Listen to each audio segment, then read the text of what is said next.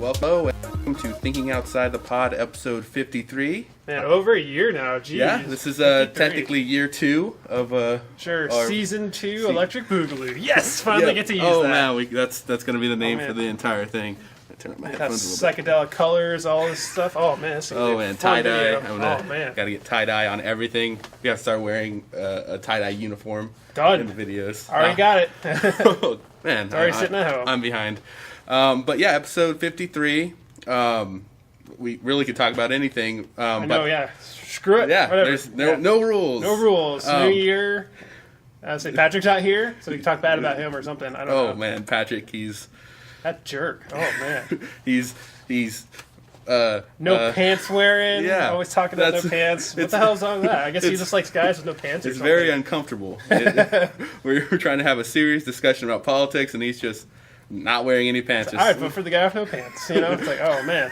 Who's the politician that's against pants? That's what I'm voting for. Bill Clinton. But. Yeah, well, that's Zing, true. Oh, commentary. Oh. That's what you get when you tune in to Thinking Outside the Pod. Oh, political commentary that we don't know what the hell we're talking about. Timely political commentary. Yes. But no, we kind of have a plan, I guess. Sure, for this. If that's what you want to call it. Exactly. Yeah, it's a rough sketch. But I just watched Chappie. Okay. That movie Chappie. In theaters right now, and I liked it. It was a pretty good movie. Was it good? You've heard of Chappie? I've heard of it. I've seen the previews. I haven't had a chance to go watch it because it came out literally this Friday, right? Yeah, just recently. Okay, yeah. so I have not had any time to go see it. But it's essentially about a robot called Chappie, and he's given a form of artificial intelligence, and kind of like the complications with that. But there's also a rival robot guy that wants his robot to be the robot of society. Sure. Because right now Chappie's model is kind of like the police force. Yeah. It's set in South Africa. Okay. It's directed by the same guy that did District 9 and Elysium. So a lot of his movies are set in that kind of South African kind of thing, and it kind of... Because it's not in the same world as District 9, right? It's a completely separate thing. Yeah, it's completely separate. Okay. But I mean, it's a lot of the same themes. Because I think a lot of his stuff is trying to make the world aware of the problems in South Africa, like the injustices that occur there. Sure. So in this movie, the South African government institutes robots for their police force that are much stronger than humans, can take bullets and whatnot, and it's much and it's really good. It's working well for them, but the main robot guy that designed the Scout is what it's called. The model is called the Scout.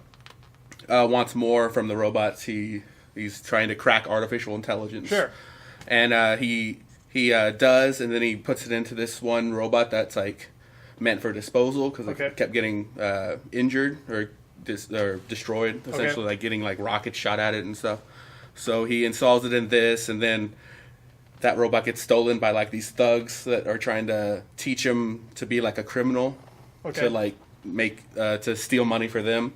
So it's pretty good, and it has a lot of kind of like obvious kind of like thematic things, like the maker. Why does the maker want to like build me just so I can die? Okay, so it's like, that's a good point. But if they come out and just say that, like, so it's like, oh, okay, we understand what you're saying. It's like, why does like it's, if you extrapolate that out, like, why does God build humans just to die? Yeah. And it's like, I didn't build you to die, Chappie. I built you to live. So it's like, oh, okay.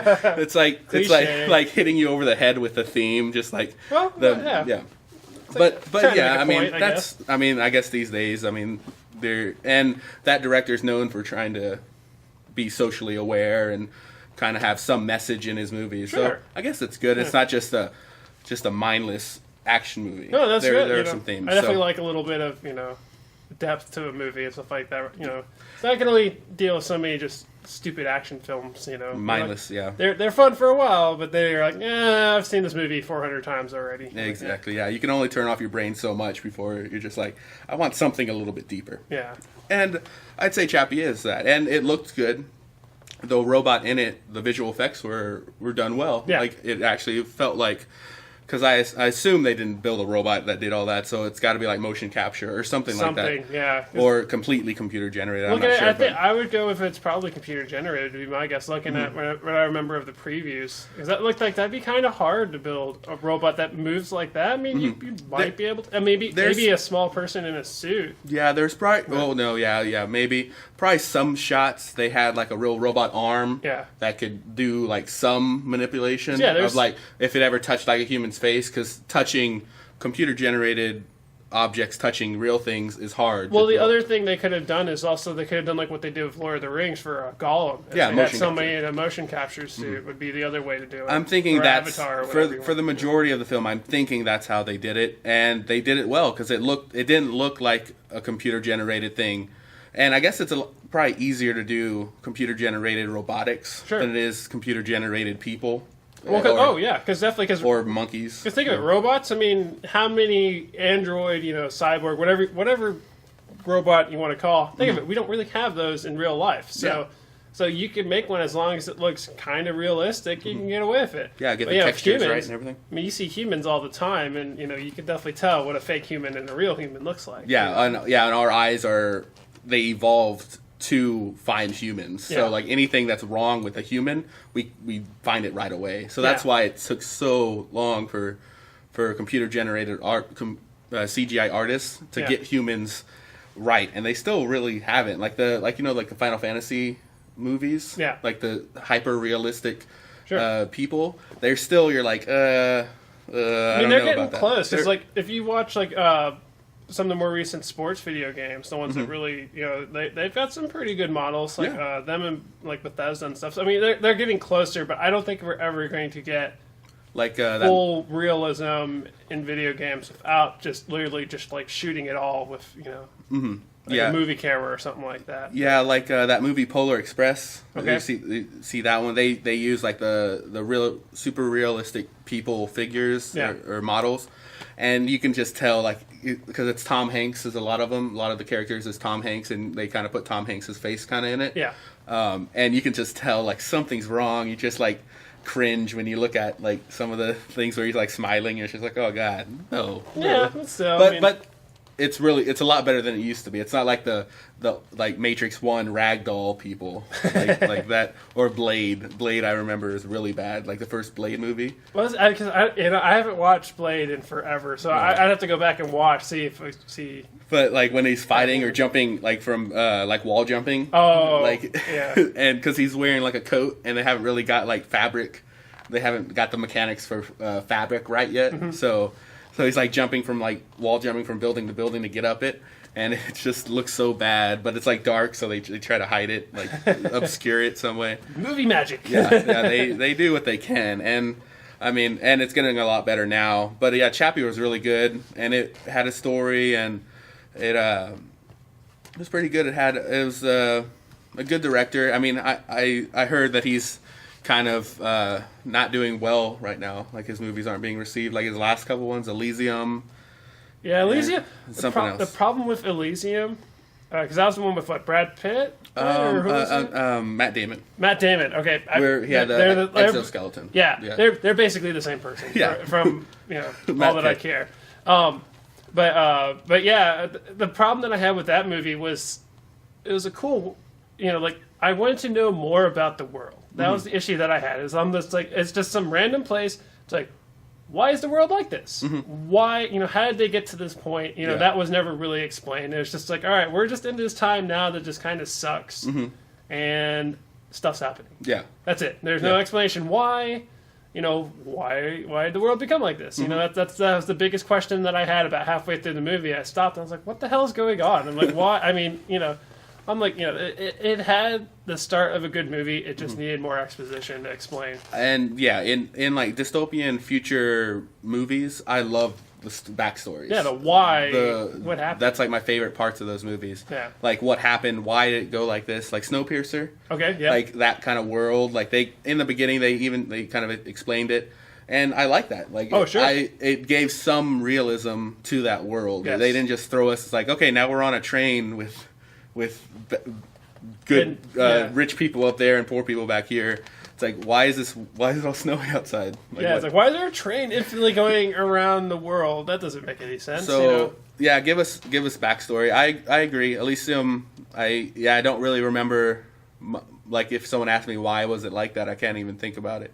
I've only saw it once or twice maybe. Yeah. That movie. So because District 9 was really good. That was good, and they kind of explained what happened. It was like, a bunch of friggin' aliens came down there, so we're gonna put them in detention camps. It's like, I quite honestly think that if that would happen in real life, I'm pretty sure that would happen. You know? Because what are we gonna do? I mean, it's like, well, let's just stick them in one area. Let's figure out what to do with them, hopefully they're friendly and we'll go along with it, It's like, all right, we're not trying to be jerks, we just don't know. We don't know what you are. Really weird for us. Yeah, there's something else that we don't know what the hell you are. You're on our, you're on the planet that we occupy, and we're trying to figure out what's going on. Yeah, so I don't know what kind of, and Chappie did a good kind of backstory. They showed like why they started using the robots and things like that. So I think it's a good movie. I would recommend watching it, but I guess it's not for everybody, because it is kind of weird at points. Like the main criminals, bad guys that turn out to be like Chappie's family, the ones that stole him. Yeah. Are kind of weird. They're like this well-known rap group in South Africa. So their acting isn't that good, but it's not bad. But it's you can tell like the girl's kind of weird when she talks. So there's things in it that aren't the best. But I'd say it kept me entertained the whole way through. Okay. Like it kept me into the story. And going off of that, it got me thinking of other like robots in fiction that I liked. So I was kind of going through, and another big thing was artificial intelligence in that movie. So trying like that kind of stuff in fiction, I like robots. So I started thinking of like C-3PO and R2-D2, kind of the my favorite robots of fiction. Fortunately, looking at them though, you're like, R2-D2, extremely useful robot. C-3PO, unless you want to walk an encyclopedia, that's really about it. Well, I mean, he was made to be like just like a butler. Kind of just like R2-D2 had a purpose. Like he helped navigate and fix the ship if it breaks or something like that. C-3PO was kind of just like a kid's science experiment to make his mom's life easier. Pretty much, yeah. But well, I know, but still, when you look at it, you're like, eh. Yeah, R2, yeah.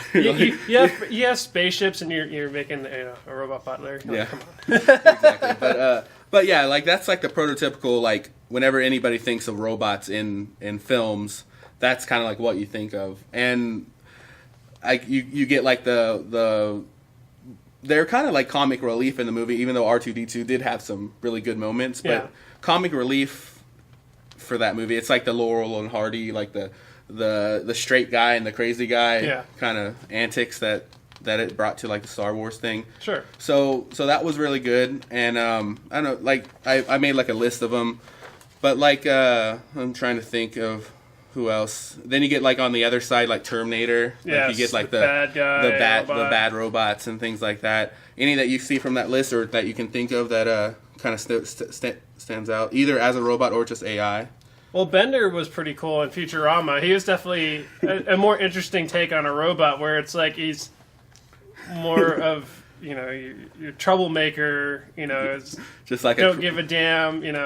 And like his, he had so much personality for just a robot that was designed literally just to bend things. Yeah. I mean, that's all he was supposed to do. But no, he's an alcohol drinking robot. Yeah, Bender's steal awesome. Stuff. Yeah, that was a pretty cool robot. Yeah, I like. Yeah, a lot of the Futurama robots are ridiculous. Like the acting robot and like hedonism bot. Yeah, like they built them into like a lounge. And that was really cool. That's one of the things I loved about the robots in Futurama, was they all, instead of just being like, all right, here's a robot, they made so many different. They gave them personalities, and and they turn their design into, it's like, okay, this is, you could tell, you're like, okay, this one's supposed to, chop wood or something like that. This one's supposed to, you can tell. And like, their voices and the way they acted reflected what they were supposed to do. And that was pretty cool. Do you think real society would ever embrace anything like that? Like, like iRobot. Like it had just like robots just walking around. Like iRobot, they're mainly as like type assistants, like C-3POs, like walking around like walking dogs or chopping or cooking and stuff like that. Do you think that'll ever happen? Do I think it'll happen? Yes. Do I think it should happen? No. Oh yeah, you're against. I'm against robots having full like artificial intelligence. Okay, like having human-like thought. Mm-hmm. I don't think that's a good idea. I don't see a need for it.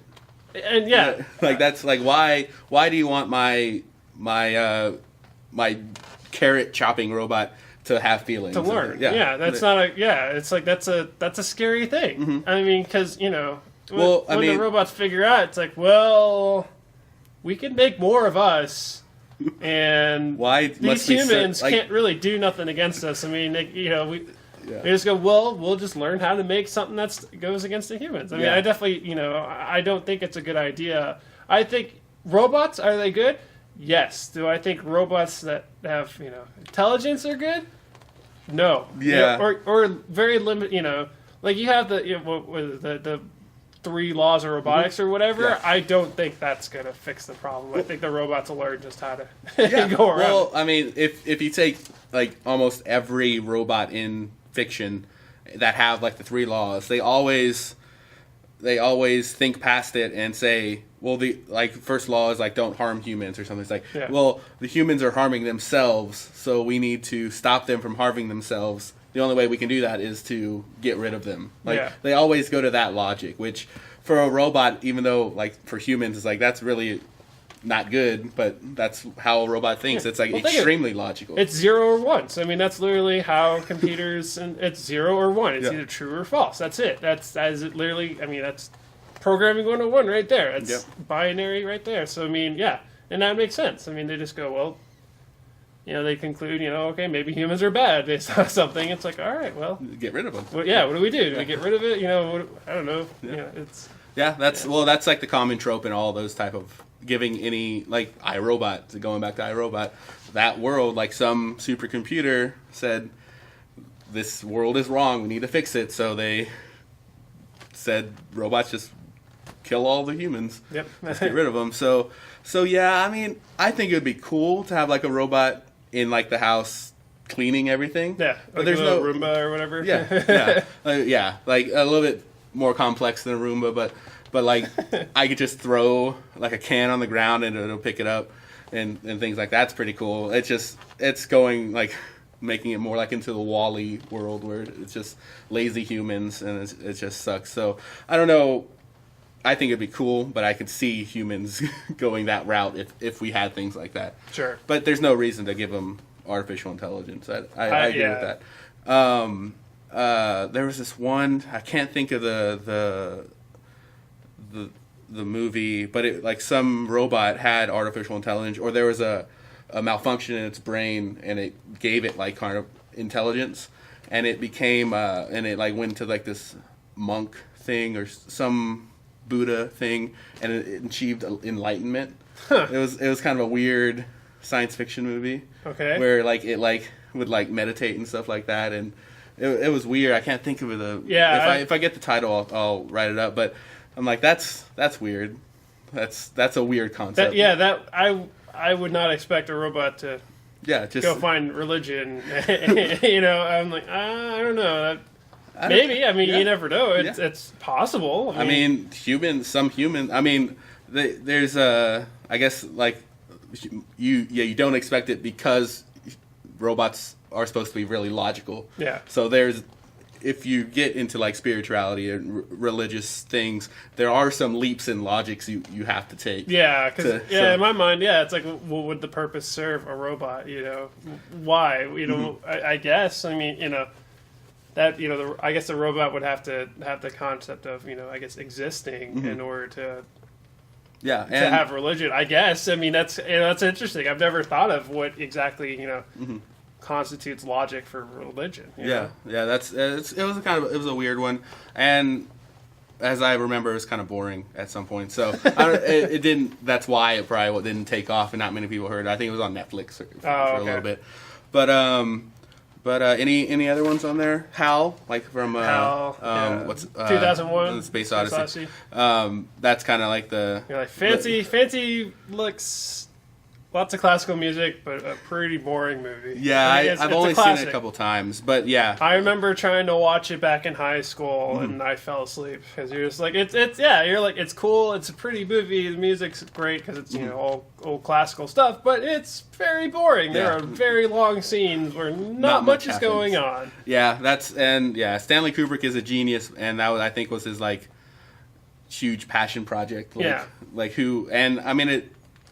like you said, it looks very pretty, and I'm sure there's like a lot of messages going on like under multiple levels and layers and things like that. But yeah, I've kind of only seen it once, and I haven't wanted to go back and see it again. Yeah. But like that robot disobeyed humans for its own good. It's that classic trope again, and we're bound to see it again and again because I think humans mistrust robots. So anytime we have a robot, we want to give it that flaw, like that we want to make it bad so that we justify our not liking anything that's like similar to us. Sure. It's like that next evolution in humans. Yeah. We're just like, I don't like that. Well, I guess like also you look at like the comic books and stuff like that, like X-Men and stuff like that, the idea of mutants and stuff like that. You look at all the comic books, they're always sort of like, mutants are bad guys. They're different than us. And it's like, well, they're just humans with some extra stuff, It's like, we don't like you because you're better than us. Like, we want you not to be here. Yeah. Things like that. And taking it to extreme, a robot, stronger and can live forever, essentially. Yeah. It's like, we don't like that. Why are you better than us? And speaking of comic books, the new Avengers trailer. Okay. That has to do with robots, Ultron. You know what? Let's see. Have I watched it? I don't think I have, but. Do you want to watch it real quick? We can pause this real quick. Let's do that real quick. Sure. Okay. All right. We'll be back in a second, guys. Yeah. Because, it's good.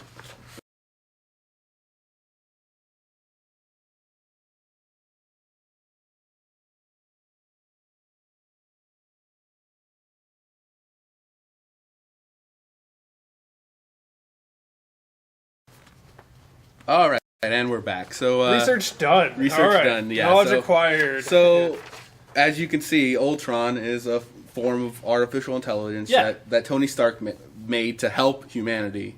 But like in all robot movies that we've been talking about this entire episode, humans suck. So we're gonna kill them all. Yeah, you got humans have all these strings, and I don't. I'm free to think fully and clearly, logically. Yeah.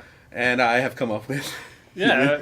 I would think that whoever makes that kind of programming would hammer that details, like, do not kill humans. Well, that's a hard thing, because, if you give it intelligence, like, humans, it'll just go, well, I am told not to do this, but let me just go around it. That's the issue. Yeah, it's like, why, when you think of it, the 3 laws of robotics, if you're giving it human intelligence, why does it have to obey them? Yeah. Humans don't obey the rules all the time, so, Because you say artificial intelligence, but it's really giving it free will. Like, it's allowing it to think for itself and learn and make connections and things like that by itself without worrying about its programming. Mm-hmm. Or, it's using its programming to do all that stuff or whatnot.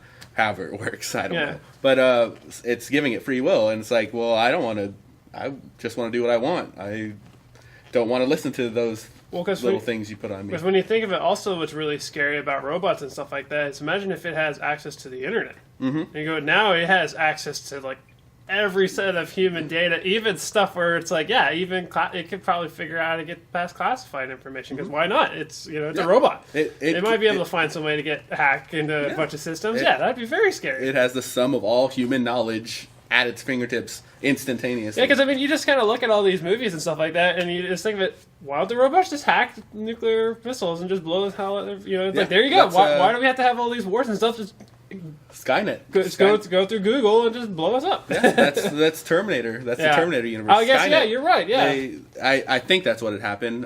There's something about nukes or something nuclear like war, that. killed a lot of humans, and now it's trying to kill the rest of the humans with Terminators, and it's using like going back in time and all that kind of complex stuff. Yeah, which that makes it kind of weird. You're like, time travel. It's like, I was like, robots are enough. You don't need time travel. Yeah, but that series is good, and they're coming out with another one, Genesis or something like that. Yeah, so there's 4 of them now? Right. Because there's 3 with Schwarzenegger, and then they did one that was kind of in the future. They did, they did a prequel, Terminator, oh crap, I can't think of it. Terminator, keep wanting to say like Revelations or something, but I don't know if that's right. But they did one in the past with John Connor, and there's like a cyborg one. That's a prequel. But I'm talking about that takes place in the timeline. They did do 4. They did one with a girl robot.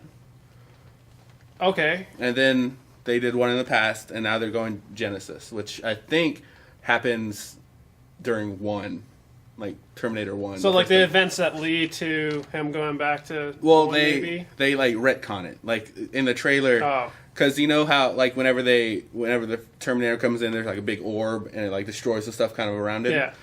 What happens is like like in the trailer that happens, and then like an old Terminator, like Arnold Schwarzenegger, like how he looks now, kind of old, comes up with a shotgun and is like, "I've been waiting for you," and just kills that guy. Oh. So it's like taking away the things that happened in 1, 2, and 3, or 2 and 3 or something. So they're basically just making a new history or whatever. Exactly. Yeah. Alternate timeline. Like stupid time circles and man. Yeah.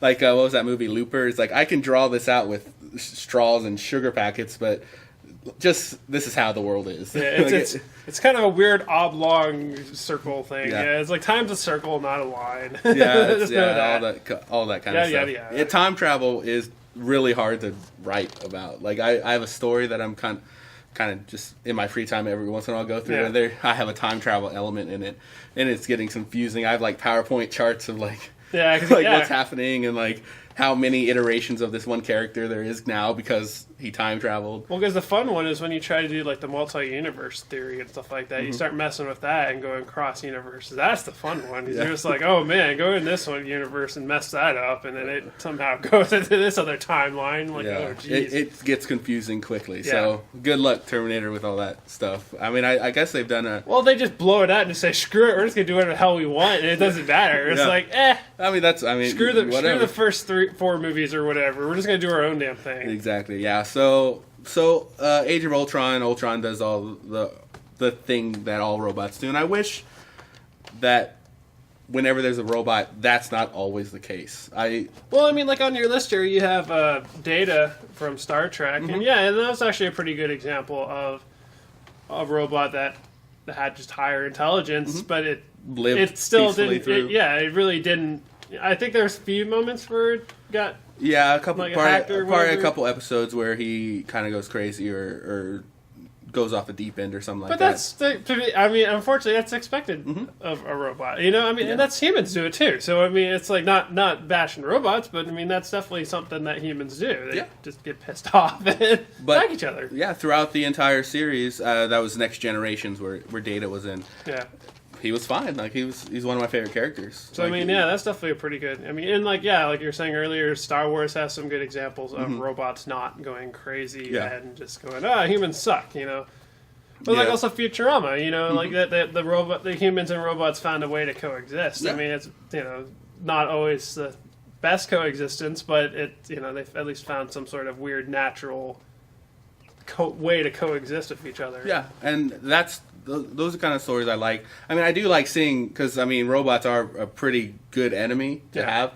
So I get it, and that's kind of just like a shortcut, easy way to say why there's a bad robot now is because they logically concluded that they don't need humans, so that happens. So it's fine. I guess it's a common trope for a reason because it's a good story. Well, I think also one of the biggest problems we have with robots is if we do really put development into robots, it's not going to be really as a helper. You know, it's going to be more. Like probably the biggest advancements in robot technology will come for like war purposes, for weapons, not.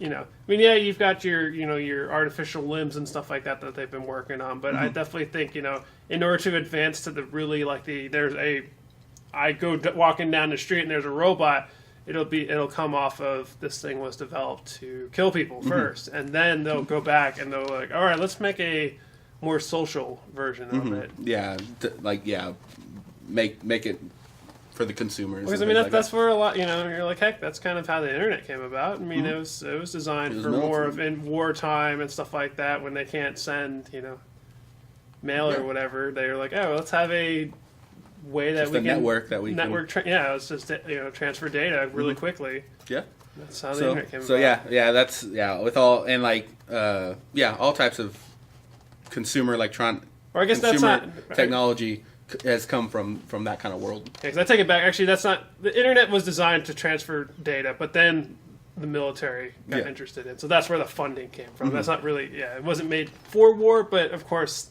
the advancements in it was funded by war purposes. Exactly. Yeah. Okay. Yeah. Sorry, my brain is like, wait, I am totally giving misdata here. I don't want to. That's fine. We got it right eventually. Yes. But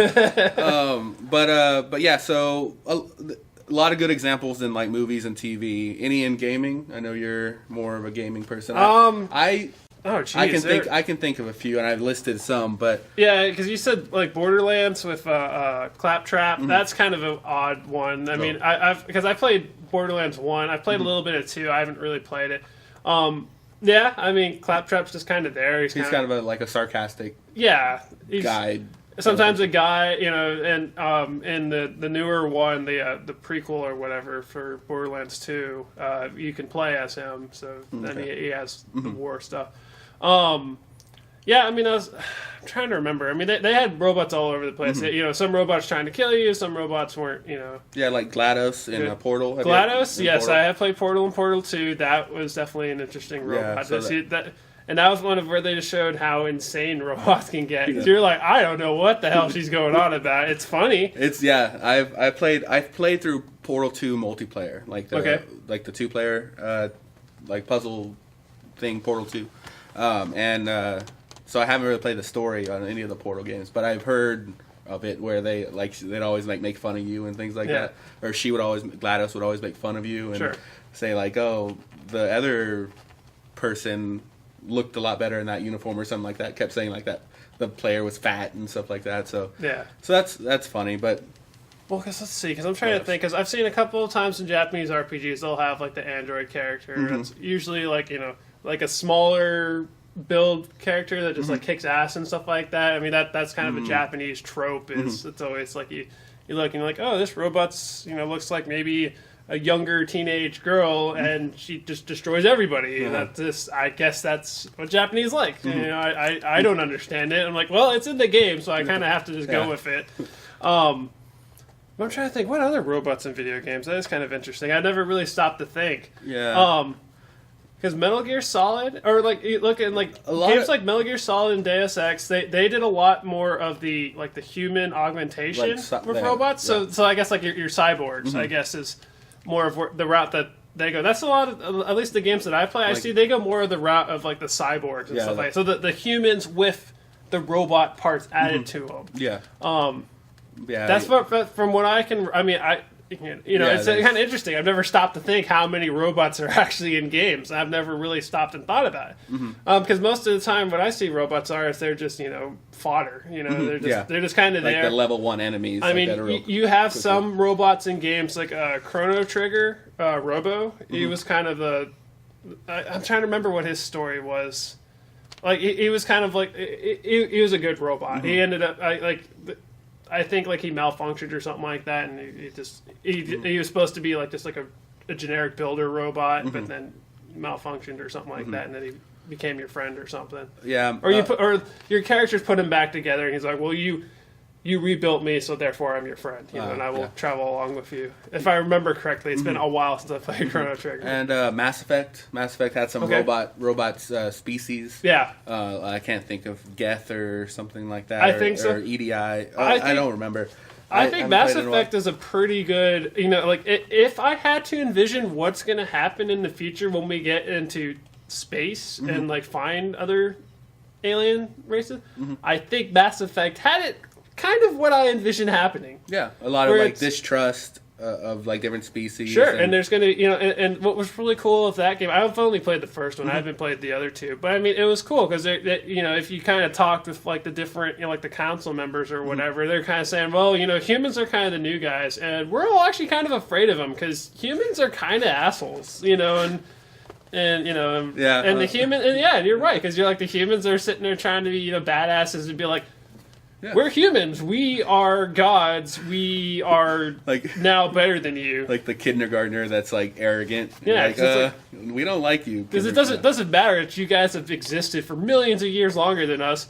We're better than you. We know more. We know this universe better than you do. We deserve a place on this council because like what? You don't like us? Well, we'll shoot you. That's what we do. We're humans. We like to kill stuff. Look at our history books. It's full of just I mean, you look at it. Yeah, you're like look at most of us. That's all we've been doing. We've been killing ourselves. Now we've got more things to kill. So. And we assume we're better than you, even more than we assume we're better than the other lower classes. Yeah. So I mean, yeah, it was an interesting kind of look at it. I mean, I definitely think that's what'll happen if that ever happens. Yeah, I mean, and it's kind of cool because like the story for their jump in technology was just random alien artifact landed on Earth, and then hey, look, now we know how to space travel. Yep. It's like hey, and and I actually kind of think that it's oddly plausible. Is it going to happen? Probably not. I mean, you can't. But you plan never for know. it's accidental. Because you never know. All of a sudden, next thing we know, an alien spaceship lands on our planet, and then there you go. Now we just reverse engineer it, and now we know how to space travel. That's it's an oddly possible thing. And I mean, that's what conspiracy people think that happened with like the Area 51 and all that kind of stuff. Yeah. Like a lot of the advanced technology you have today, they say is just reverse engineered alien technology, like cell phones and all that. It's like even though there's like a clear history of how cell phones came about. That people always say that, but it's like, oddly, you never know. I mean, that's kind of a weird thing. You don't know. I mean, nobody can know everything. Yeah. Like all those like little meteors and things that come into Earth's atmosphere all the time. Mm-hmm. Who knows? That could be. I mean, could be a thing. Could be a thing, like an actual built thing, and we figure out this new kind of circuit that that's never been around anymore, and opens up all these different possibilities. Yeah. So, I mean, I definitely think, like, with space travel, once we just find a way just to constantly create energy, then that's space travel, here we come. I think that's what we need to do, is find an indefinite energy source. Once we find that... A safe energy source, Like a super nuclear reactor that just kind of constantly goes, and it's like, all right, there comes our first spaceships. And now we have a means to... Because that's the issue that we're having, is, we can totally make rockets if we can send them into space. It's the issue of... Staying there. Getting them to Mars... And then coming back, that we can't do. We can get it to Mars, but we can't get it back, Mm-hmm. Yeah, so... Or it's not easy, it's a very mind-boggling amount of math you gotta do. No, it's pretty simple. They just have this big catapult, and they just catapult things to Mars. Oh, easy as that. Done. Yes. Like a big slingshot. Oh, that'd be awesome. NASA, that's what the S stands for in NASA. It's slingshot. Like all those fancy rocket videos. Oh, no way. That's all just YouTube videos. Yeah, that's CGI, obviously. Oh, man. They have a huge rubber band in Colorado. I can't think of any. That's the first place I thought of. Sure. Let's see. Somewhere in Florida. I can't remember. Cape Canaveral. Cape Canaveral, that's it. Big slingshot in Florida, right next to Disneyland. Or Disney World. Yes, we are educated, guys. We are totally educated on this stuff. Takes us a little bit to get to. We done be smart. We are the smartest. But yeah. So anything else you can think of? I got robots. Scary prospects. I mean, And do I think they're cool for helping and stuff like that? Yeah, like a little Roomba going by. That's cool. But do I want my Roomba to be intelligent and then start trying to eat my toes? No, I really do not want that to happen.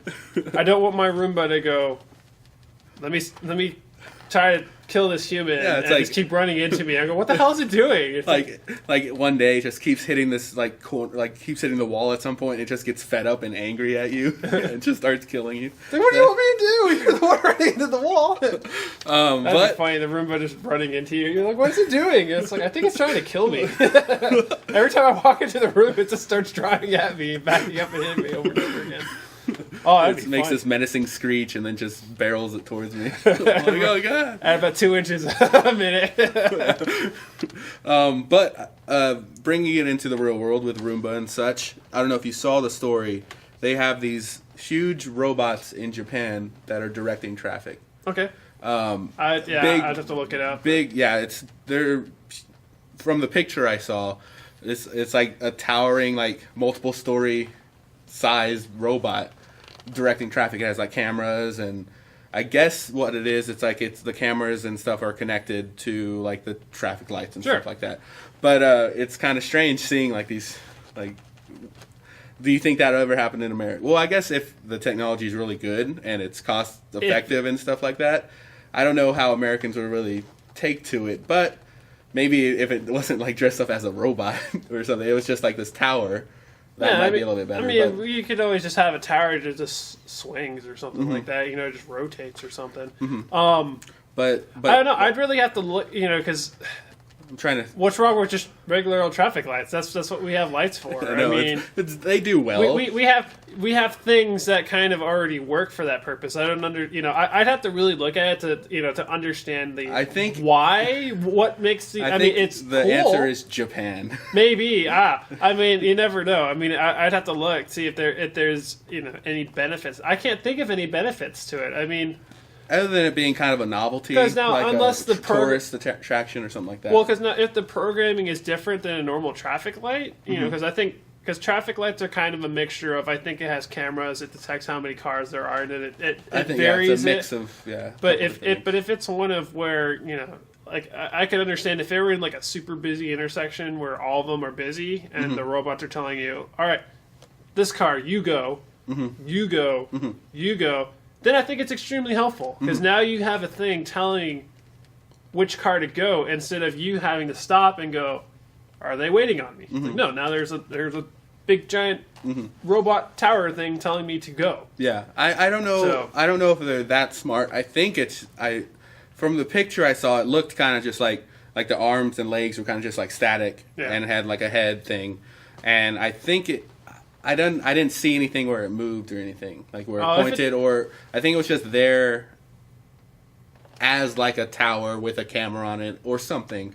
I don't know. I didn't really go into it. I think it was just for the novelty. But if it's just if it doesn't do anything, what's the point? It's like just why? just a weird thing that Japan now has. If it moves and actually like directs people, then you're like, okay, that's cool. But if it's just like instead of just your normal light pole or whatever, it's a robot design. Well, no, skin on the outside. It looked like it was big, huge. Like I don't know. We'll have to look more into it. We'll look at it and then maybe we'll talk about it next week when we start. And yeah, we'll get do some house cleaning on that or something if needed. And let's see, we're getting close. Pretty good size episode, but real quick, kind of going off the subject real quick.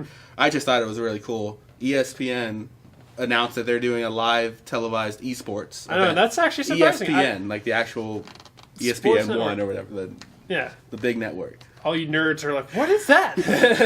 It's a TV channel that shows sports. What's sports? That's the thing where they toss around a ball or kick it or something like that. Hand egg. There we go. Perfect. Exactly. Yes. There's touchdowns and field goals and fouls and stuff. Yeah, I don't know. But that stuff. What I've not heard of this game, Heroes of the Storm. That's Blizzard's take on League of Legends. Okay. So they're basically it's a MOBA style game. Yeah. With Blizzard characters. Okay. That's the easiest way to describe it. I mean, I can go into the why it's different than Dota and League, but that's. Okay. Well, it's that type of game. Okay. And so they're actually, and we talked about this episodes back several times. I think we talked about several times. Yeah. About and Patrick was saying, I don't think this is ever going to exist because I don't see how people get money from it or something like that. No. This is totally right there. I mean. They are making money off of this. They would not do it if they weren't making money off of it. Because you look at League of Legends nowadays, and they've got tournaments going on all the time. They've got a darn like a professional series and stuff like that, and they've got their production. It looks like a darn like any other sports event. It doesn't to me, it does kind of look kind of strange where they have, it is kind of weird where it's all video game stuff and they're sitting there in suits with, their video game headsets or whatever, which kind of looks odd to me. But then I saw some other sports shows and I noticed they were wearing goofy headsets too. So I'm like, okay, maybe it's not. Like that's where it's coming from. Maybe it doesn't look as taking odd. Elements of the major sporting events world coverage and putting it into the gaming stuff. And like the reason why they're doing it, I assume, because the networks are seeing the huge audiences that just solely like on Twitch or some streaming service, what kind of audiences they get, and they're like, sure, we want that. Like, we can advertise that. Like, we can throw McDonald's commercials in between that and get money. Sure, I mean, yeah, and then try to draw the nerds to ESPN or whatever, which would be odd. It's like if I had a choice to watch it on ESPN or watch it on like Twitch or something like that, I'd still go with Twitch. It's like I'd rather, that's unfortunately, I guess I'm just a traditionalist. I guess you can call it. I mean, that's just been the to me, it's as cool as I think it is that it is getting on mainstream TV. I still think that's odd. It doesn't feel right. It feels. I don't know. I may, it depends on if they do something different than what they do on the internet. If they have a reason to put it on TV and they do some cool stuff with it, and you're like, maybe it might be something good. I'm kind of curious to see where they go with it. Yeah. Definitely. If anything, I think it just adds some legitimacy to it. Sure. Like some worldwide or some more mainstream appeal, or at least awareness of that world in the mainstream culture. That's kind of like the biggest thing I think about it. Well, what I'm kind of curious at is I wonder if at the rate it's going, if it's starting to do that, I wonder if the prospects of it ever be going into the Olympics. Could you imagine?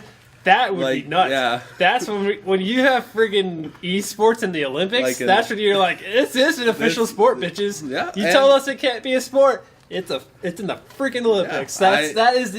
This is a sport. If it is an event in the Olympics, it is a sport. Well, at the very least, this is step one to that ever happening. I think, like, if it does well, or if a lot of people tune in, or if they get their money out of it or whatnot, I think it's step one to it becoming like something on the main world stage, like esports. Well, I mean, because right now it's more, I think, corners of the internet. Sure. Barely edging in. Like, I know they have like Madden tournaments or 2K. Oh, I mean, they've had those forever. Those have been around for a long time. Those have been way before League of Legends ever came out. So I mean, they've had all sorts of tournaments before. It's just that League of Legends was the first one that kind of made it. That kind of showed we can make a broadcast quality thing. I mean, like, they had like Dota tournaments. I mean, they've had other stuff, but they're the ones who really they pull in the big numbers. They got a super popular game. And they had a vision that they wanted to really concentrate on esports, and that was their goal. And they've shown that it's like, heck, we can fill stadiums worth of people to watch 10 guys sit at a computer, I mean, which is, to me, it's like, that's kind of, I mean, would I ever go see a tournament live? Sure, if they were close, I don't want to go to, like, Las Vegas or California or wherever they hold them. Depending on where they go. Yeah, no, but am I going to travel to go see one? No, but if it ever somehow lands up like in San Antonio or somewhere here in Texas, would I go? Yeah, I think I'd take a couple days off and go check it out. I mean, and the good thing with esports is you can stream it, or at the very least, I would think that you would support maybe a local team. Like if there was like a Texas team of gamers that play like they have college leagues. Yeah, they totally have college leagues, and because actually here in San Antonio, I think UTSA has a team for League of Legends. As far as I know, I would think. I saw stuff that they had one. Whether or not they're actually active, I have no idea. I mean, I couldn't find any more information. I just saw that there was a TESPA is an organization, and they had some sort of a team or something. But I don't know. So I think that'd be like a weird concept, like a Texas esports team that like you can buy like a jersey for or something, like maybe not a jersey or like a shirt for or merchandise of. That would be kind of weird to see. Like you see someone with like their Cowboys jersey, but then you also see like the elite killers or something like something ridiculous like Texas Hot Shots, something like that where they play League of Legends or Wizards of the Storm. That would actually be really, really cool. I mean, it's interesting. Do I ever think it's, actually, well, it is kind of like that already. I'm sure there are teams that have merchandise and stuff. But they do their own stuff. But, do I think it's going to become like, like there's going to be like American League of esports and stuff like that? I kind of doubt it. I don't think it's going to go that far. It might. Yeah. I mean, heck, I would, like, I knew it was going to get bigger and bigger. I quite honestly did not expect ESPN to start picking up stuff. Yeah, like, there's, like, the tech channels, like G4, even though I don't know if G4 is still around anymore, but I would assume that G4 would have things like this. They're a shell of what they use. They're basically, from what I remember now, they're just basically just syndicating program. That's it. It's just a sync of we're just going to show cops and cheaters, and that's about it. Yeah, we're not making any original programming anymore. But I would like channels like that, and I'm sure like satellite still has like electronic or gaming channels. Well, I think what's going to start happening with video game channels is you're not going to see them on TV as much anymore. You're probably going to start. I would love to see them really start to pop up on the internet. I would love to see like G4 to say, or whoever was doing G4 to say, all right, we're going to make some new channel and we're going to make some sort of distribution system. Well, where like you do like a subscription service and you get like Sling shows. TV and things like that, where they can do like independent channels. I could see it more on like stuff like that, like internet TV, internet channels, and that's what I want to see more because I spend a lot of.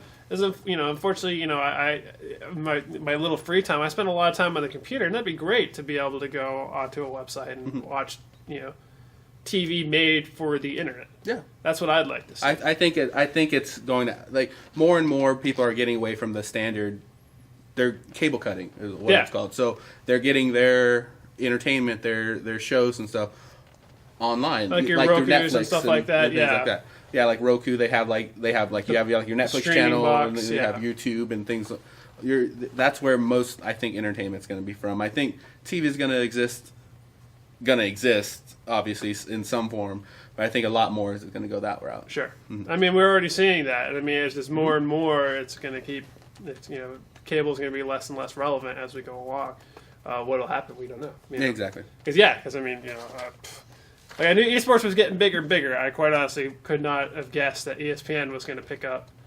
Because honestly, that could also be a Activision Blizzard paying ESPN a shit ton of money to do it too. I mean, it is definitely a PR stunt. Yeah, it's an experiment, and I'm sure Blizzard has. Because that's one of the bigger things out there. So I'm sure they had because they've really some money into this. Yeah, they've really got their PR stuff going. Because with their card game, Hearthstone or whatever. Hearthstone or no, you're right. Yeah, what they did with that is they had all the main YouTubers or whatever. They said, hey, here's come play the alpha, stream it and stuff like that. And they got they were giving out like when it was an alpha or beta or whatever the hell version it was. They were giving all the YouTube streamers. They were sitting there saying, all right, you guys are the ones who are going to get these codes. If you are a streamer, let us know what channel you are, and you will get a code. And all you normal people, we may give some of you codes, but good luck. They went for the people that reach millions of people through their channels, and it works. That's an amazing advertising source. Yes, because it's like PewDiePie or whoever has how many built millions upon hundreds of millions. I don't think not PewDiePie, but I know Yogscast. They did a bunch of Hearthstone stuff when it first was starting to go, and it got me interested in the game. It worked. Yeah. I was interested, and I was like, I wanted to play this, and then I played. I finally got into the beta several months later, and then I played a couple of games. I'm like, well, unfortunately, I've been watching so many videos that now I'm disinterested. So there's also that kind of thing where you're like, I finally get to play it, but then you're like, I've seen this. Yeah. I mean, there's all advertising has some some drawbacks and whatnot, but I think that's going to be getting YouTubers and streamers on the side of your business is only good. It'll I mean, maybe initially, I don't know. So Nintendo, get on that. Stop trying to do the weird, Nintendo kind of messed up with that because they did some sort of streaming deal or something like that where they'll let you stream their content for profit, but you have to give them money. Really? So it's one of those you give Nintendo some money and then you give YouTube some money. and then you only get, I think, like 40% of what you're supposed to make. So it's one of those of, oddly enough, a bunch of people signed up for it. All the main, like the big YouTubers said, "Screw that, Nintendo." We're like, "Forget it. We'll just keep showing your content and just forget it. You know, it's not worth it to." Or we just won't show your content. Yeah, and that's been one of Nintendo's biggest problems. Is you know, it's like Sony and Microsoft were like, hell yeah, free advertising, go right ahead. We're actually going to implement streaming into the hardware. Yeah, we're just here. We will let you advertise our content for free. You know, go right ahead. Yeah, and that's why people like me who aren't like into the gaming know about Sony and Microsoft's new games and stuff because of streamers that I watch, like YouTubers that I watch that play those games. I can't tell you Nintendo's games because I guess that's the reason. Yeah, because Nintendo has really they've really for a while I think they weren't letting anybody show anything. Wow, they were taking down videos, so that's why you rarely saw Nintendo videos. And so it's like and you know like they need to do that. They need to really work on their net like their internet stuff like that because it's you know also like their pricing and stuff like that because you're like. Why is a 7-year-old game still cost $50? You know, you're like, you know, I think they're starting to kind of get the hint, and I've noticed they started lowering some prices on games. But I mean, you know, unfortunately, fortunately, I eventually buy it. I just cave in, just go, all right, fine. It's never gonna go down prices. It's I'm like, all right, fine. Jeez. I get because with Sony and Microsoft, you know, like with them and even computer games, I'm like, most of the time.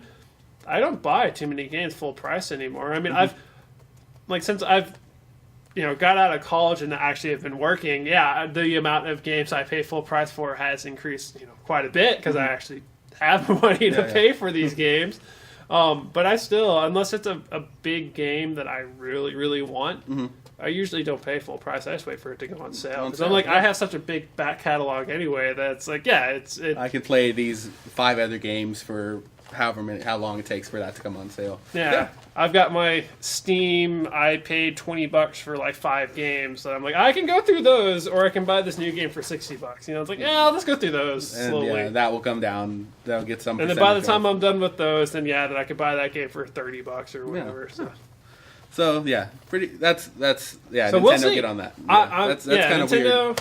I would assume that they'd be on the forefront of that kind of stuff. Well, I would think that they're that big, or I don't know. But to be fair, when you look at it, though, out of all the consoles, though, Nintendo made the one console that's like, this is a video game console. It is designed for video games. It's, you know, we have a little bit of YouTube and stuff like that, but it's mostly designed for video games. Yeah. But unfortunately, in doing that, they kind of alienated the third-party programmers. So it's like, well, you guys kind of, you know. So basically, how it works is you either usually go with an Xbox or a PlayStation, or you get both if you can afford it. And then, you know, you get that for your third parties. Because really the way that, you know, it depends on how much money you have to spend on this stuff. If you have a lot of money, you get either a PlayStation or an Xbox for the console exclusives, depending on which ones you like. You get a Nintendo system just for the Nintendo games, and then you get a computer for a lot of the third party ones. If you can afford a decent computer, third party games are, unless they're just ports from the console games, usually they're a little bit better than the console games. It's a very personal opinion. I mean, because that kind of makes sense. Because the graphics on computers are always going to be better than consoles. So, period. I mean, that's just. I hate to say it. It's a known fact. Except for, you know, there's a few cases where games are badly ported from console to PC where that causes issues. But usually mods and stuff, there's ways to get around it. But, you know, it depends on if the developers are willing to work on an actual PC port. Yeah. Which has kind of been an issue in recent years of where they've been kind of starting to neglect the PC. Where, you know, unless it's a PC exclusive game, a lot of the games that are on consoles are designed for the consoles, and then they just take that file and then just port it to PC, and then it's poorly optimized, and so it doesn't run properly on all computers and stuff. So it causes issues, and then they have to spend a lot of time updating it, yada yada yada. So I mean, you know, it sounds like definitely Microsoft, I think, is on board with kind of doing more PC stuff, especially with Windows 10 coming out. It sounds like they want to go kind of back to more PC games, which good. I'm glad. Yeah, because I definitely would like my once I finally get around to getting my new computer, that'd be great to know that they're really starting to support that a little bit more for games. That'd be great to know. Yeah, I think so too. I think, well, I don't know. Especially with Steam OS coming out, I think definitely it'd be a good idea to start kind of concentrating a little bit more on PC. Because I definitely think Steam OS, if it can, it could. Because it's like now you have these little boxes, little computers and stuff like that, and they can play the same games that your consoles can. But this stupid thing, the games cost a hell of a lot less than on those things. So I think that's going to definitely change. How is the controller on that? Is it an actual gaming controller, or is it? They've made a specific Steam OS controller. I have no idea. The thing looks unwieldy as hell. That's the thing. That's the main thing of ever playing PC games, not on a PC like in your living room. I think that was the biggest drawback, right? How to control it. Like you need. Because keyboards and mice are... Well, they made... It looks like it has two separate trackpads, like where one would be for maybe I think you can kind of change what the two separate trackpads do. Okay. Like it's quite honestly, I have no idea. When I first saw the thing, I'm like, it looks horrible. It does not look comfortable. I mean, I don't know. I may pick it up and because the biggest issue is like for your RTSs and stuff like that. Those have been a real big pain in the ass to do on a controller, and. Real-time strategy. Oh yeah, real-time strategy. Yeah. I'm sorry, like StarCraft, Warcraft, that kind of stuff. Because if you have a mouse and something, I mean, you can drag it and go far and select stuff. I mean, those are made for computers, and I've never had. Because they have ported some RTSs to consoles, but they've always been really funky from what I've heard. They've always had to do like you click the building and then you have like a radio menu or something like that, and you do that. But it's like you lose some of the RTS thing by putting it on a controller. It's that's harder to control. There's a lot of stuff that you lose. It ends up just kind of becoming you just click your arm and you just move it as opposed to now I can click this individual unit and I have a million hotkeys set up and I'm sitting there pushing 200 buttons a second. That's why they're really popular on PC. Yeah, is because of that fine control that you can have with a mouse and keyboard. Because you can program 100. You have your fancy keyboards. You have your mouse that can have a bunch of different things programmed into it. So I mean, it's a little bit. Try doing that with like an Xbox controller. Yeah, you're like, nope. It's not. They have to dumb it down a lot to get it to work. Sure. So that's whenever I heard of SteamOS going into like the living room type situation or environment, that was always my biggest thing. Like, how does that controller work? But trackpads, I guess, I don't know. It's a weird looking controller. I have not had a chance to mess with it. I don't even know if you can even touch it yet. I mean, maybe some conventions. And or it's gonna showcases. Because I don't think I would pick up a Steam box. I would rather just have a gaming PC and just use keyboard and mouse. For me, playing on my TV doesn't seem like a big deal to me. Yeah. I'll stick with my PlayStation. I could see the appeal for a lot of people. Oh yeah. Do I think that it will have a market? Yes. I may eventually pick one up. I don't know. Yeah. I was looking at some of the prices, and they to me, I think a lot of them seem kind of overpriced for what they are. But I don't know if you're willing to pay that kind of money. I mean, they have a whole lot of options, though. I mean, everybody's getting on it. Yeah. So I mean, all the different part developers and stuff like that, they're all making different boxes and stuff like that. So I mean, there's lots of choices. Yeah. But whether or not they're worth it, I don't know yet.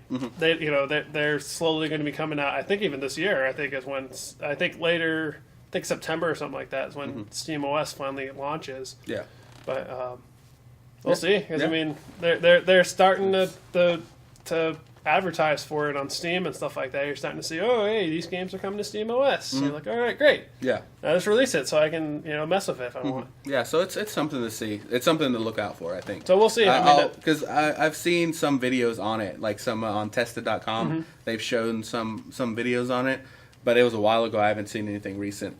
So I think that'd be kind of cool. It's because like your convention of a PC gamer is someone in like their dark room and not in the living room. So yeah, I guess that's maybe their because they're trying to go for the console market is what they're doing with this. And that's their goal is to get the Sony and the Xbox guys because now it's like okay, that's the hardest thing for PCs is, I mean, yeah, you could buy a PC, but they're, super expensive, and you have to have a dedicated area set up for it. I see. So not only you have to have a desk.